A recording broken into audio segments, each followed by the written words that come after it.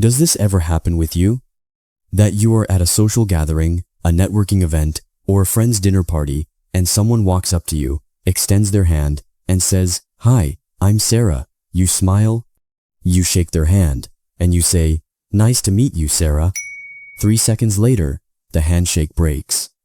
You look at this person's face, and you realize with a cold, sinking feeling of absolute panic that you have no idea what their name is. It is gone. It hasn't just slipped your mind. It has been entirely erased from your hard drive as if it never existed. We have all been there. Society has a very harsh interpretation of this phenomenon.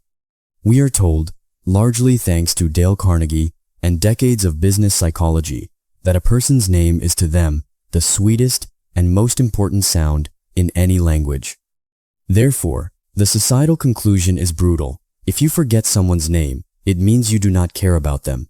It means you are self-centered, arrogant, or simply not paying attention.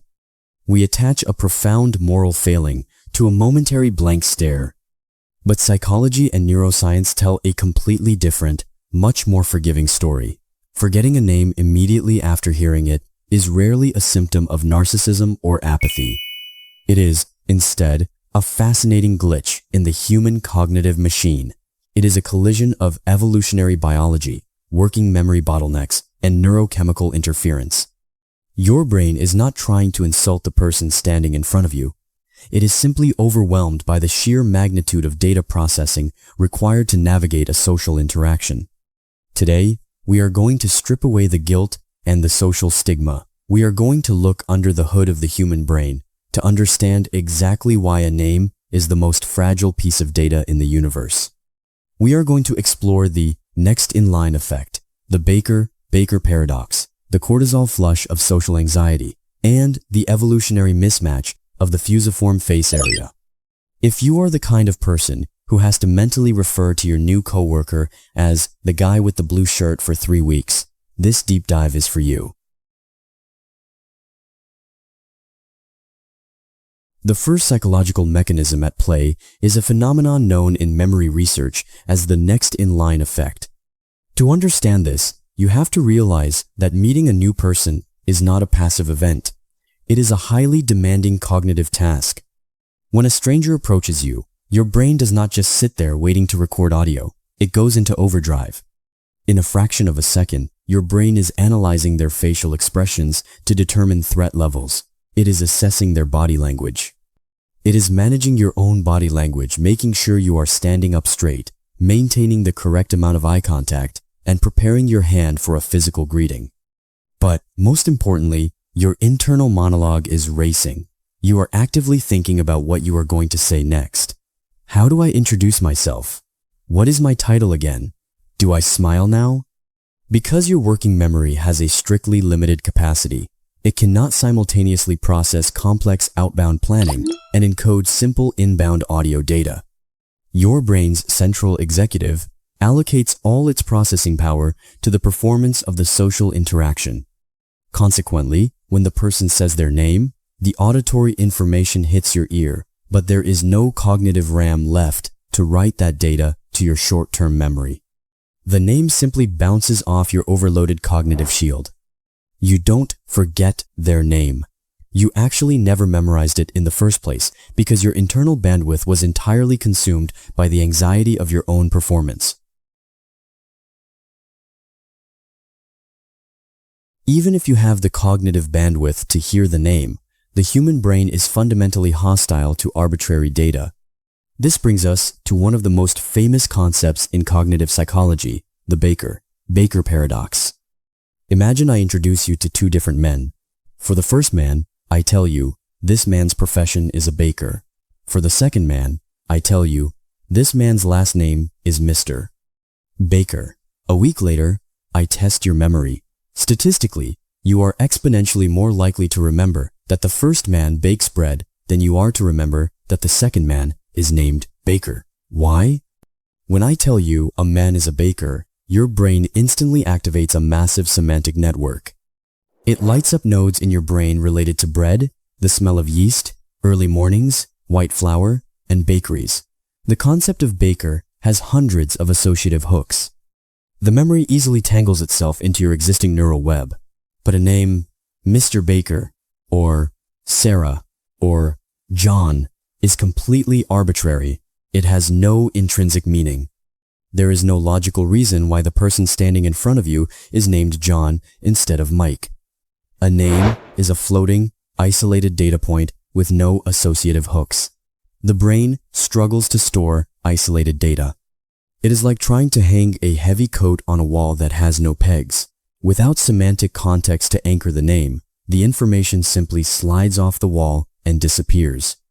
People who forget names easily often have brains that are highly dependent on contextual, semantic learning, making them terrible at retaining rote, meaningless audio labels. Let's look at the actual architecture of your memory system. According to Baddeley's model of working memory, auditory information like a name enters a temporary holding cell called the phonological loop.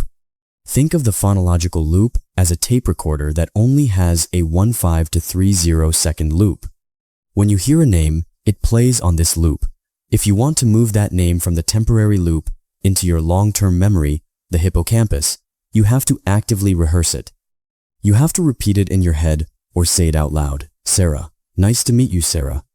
However, people who easily forget names often suffer from a slight bottleneck in this specific auditory loop, or they simply fail to initiate the rehearsal process.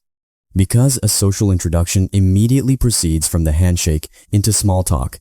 How do you know the host? What do you do for a living? The phonological loop is instantly overwritten by new audio data.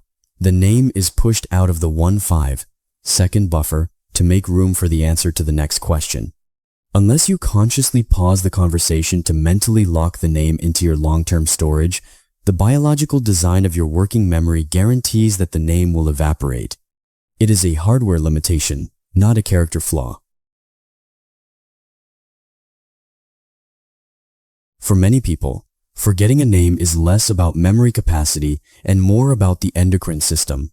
Meeting new people is a socially evaluative threat. From an evolutionary perspective, encountering a stranger outside of your tribe was a potentially dangerous situation.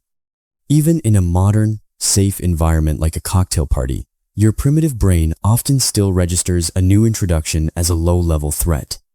When this happens, the amygdala, the brain's fear center, activates, triggering the hypothalamic pituitary adrenal HPA axis. Your body releases a microdose of adrenaline and, crucially, cortisol.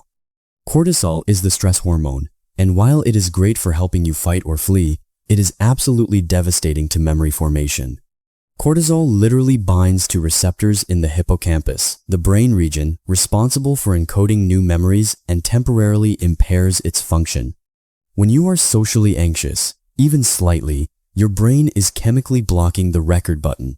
Your nervous system is prioritizing survival over data collection. The brain decides that assessing whether this stranger is a threat is vital for your continued existence, whereas remembering the arbitrary sound they use to identify themselves is biologically irrelevant. If you find that you always forget names in large groups but remember them perfectly in one-on-one, calm situations, you are likely experiencing this cortisol-induced memory block. Finally, we must look at the brain as the ultimate energy-saving machine. The brain consumes 20% of your body's caloric energy, and it is constantly looking for ways to conserve power. To do this, it performs a subconscious information triage on everything you encounter. It ranks incoming data by its immediate utility and relevance to your survival or goals. When you meet someone new, your brain is quietly asking a series of high-level questions. Is this person a threat? Are they a potential mate? Are they useful to my career? Are they going to be in my life long-term? If the subconscious brain determines that this interaction is fleeting or low-stakes, say, being introduced to a friend of a friend at a loud bar, it will classify the person's name as low-priority data. The brain decides it is not worth burning the metabolic energy required to encode a semantic label for a person you will likely never see again. This sounds cold, but it is a necessary biological filter. If you remembered the name of every single person who casually passed through your life, your cognitive storage would become cluttered with useless trivia. People who forget names easily often have highly aggressive mental filters. Their brains are fiercely protecting their cognitive resources, refusing to store data until the person proves that they are going to be a recurring, meaningful character in the narrative of their life. If you are someone who struggles to remember names, it is time to drop the shame. You do not lack empathy. You do not lack intelligence. You simply possess a nervous system that is prioritizing different datasets in high-pressure social environments. Your brain is busy reading the room, analyzing micro-expressions, managing your own anxiety, and triaging survival data. The arbitrary sequence of vowels and consonants that make up a stranger's name is simply the first casualty of that cognitive war. The most psychologically healthy way to handle this is radical honesty. When the name evaporates, do not pretend you know it. Do not spend the next 20 minutes of the conversation in a state of high anxiety, searching your mental filing cabinets.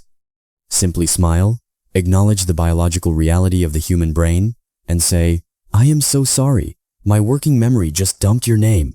Could you tell me one more time?" By doing this, you remove the ego from the interaction.